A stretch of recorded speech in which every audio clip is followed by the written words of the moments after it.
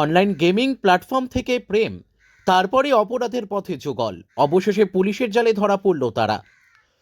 Online game free ফায়ারের আসক্তি আর বিলাসবহুল জীবনের লালসা কিভাবে তরুণ প্রজন্মকে অপরাধের অন্ধকার পথে ঠেলে দিচ্ছে, তারই এক চাঞ্চল্যকর উদাহরণ সামনে আনলো পুরুলিয়া জেলা পুলিশ। উল্লেখ্য, গত 2রা অক্টোবর রাতে শিমুলিয়া চাকরা বাইপাসে টোটন ওরফে বাপি সর্দারের ওপর হওয়া প্রাণঘাতী হামলা ও বাইক ছিনতাইয়ের ঘটনার কিনারা করে পুলিশ 2 মূল অভিযুক্তকে গ্রেপ্তার করেছে।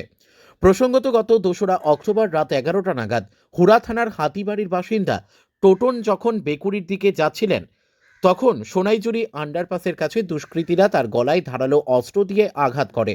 রক্তাক্ত অবস্থায় টোটন কোনো ক্রমে প্রাণে বাঁচিয়ে পালালেও দুষ্কৃতীরা তার বাইকটি নিয়ে চম্পট দেয়। টামনা থানার পুলিশ তদন্তে নেমে গত 31শে ডিসেম্বর মূল অভিযুক্ত নির্মল গোড়াইকে গ্রেপ্তার করে। উদ্ধার হয় ছিনতাই হওয়া বাইক ও লুকোনো নম্বর প্লেট। নির্মলকে জিজ্ঞাসাবাদের পরই বেরিয়ে আসে এক নেপথ্য ষড়যন্ত্রকারী 20 বছর বয়সী তিথি বিশ্বাসের নাম। পুলিশ সূত্রে জানা গেছে, 2013 সালে গেম খেলার সূত্রে নির্মলের সঙ্গে নদিয়ার তিথির পরিচয় ও প্রেম হয়। দ্রুত বড়লোক হওয়ার নেশায় তিথি নির্মলকে অপরাধ করতে প্ররোচনা দেয়।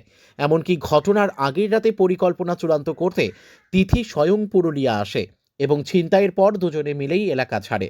গত 6 জানুয়ারি নদিয়ার আড়ংঘাটা থেকে তিথিকে গ্রেপ্তার করে পুলিশ। আদালত তাকে 4 দিনের পুলিশ হেফাজতের নির্দেশ দিয়েছে। একটি ভার্চুয়াল সম্পর্ক কিভাবে রক্তক্ষয়ী অপরাধের নীল নকশায় পরিণত হলো তা দেখে হতবাক তদন্তকারীরাও। এই চক্রে আরও কেউ জড়িত কিনা তা খতিয়ে দেখছে পুরুলিয়া জেলা পুলিশ।